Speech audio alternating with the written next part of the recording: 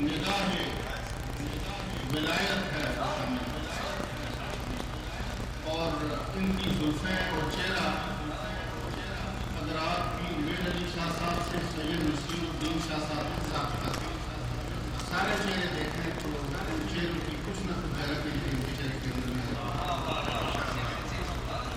اور پھر ان کا جو سلسلہ ہے عشقیہ جنہوں نے قوالی اور نعت برے صغیر کے اندر ایجاد کی ہے وہ اسی سلسلے کے دم قدم کی وجہ سے سلسلہ نعت جو ہے وہ آج کام روز کی ہے بلا شک و شبہ اس کے اندر کوئی شک و شبہ ہے تو میں کئی حوالے سے قاری اسکول صاحب جو ہیں ان کا حقیقت مند ہوں کہ ایک تو یہ ہے کہ صحیح من میں باعمل ہے اور دوسرا یہ ہے کہ مکی مسجد یا طیبہ اسلامک سینٹر یا جامع محمدیہ رضویہ یا کسی گھر کے اندر کوئی چھوٹی بات ہو یا بڑی ہو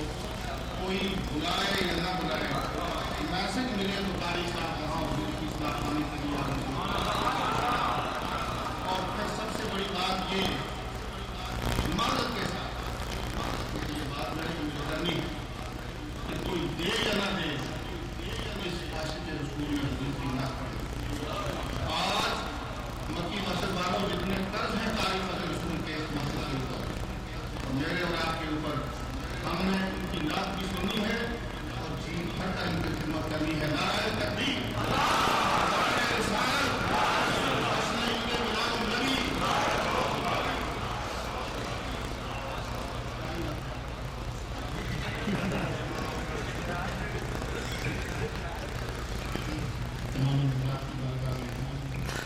النبی آپ کی اس دعا کوشش کو خیال رکھے میں نعت رسول مقبول صلی اللہ علیہ وسلم پڑھنے سے قبل کیونکہ آپ سب نے فرمایا کہ میرے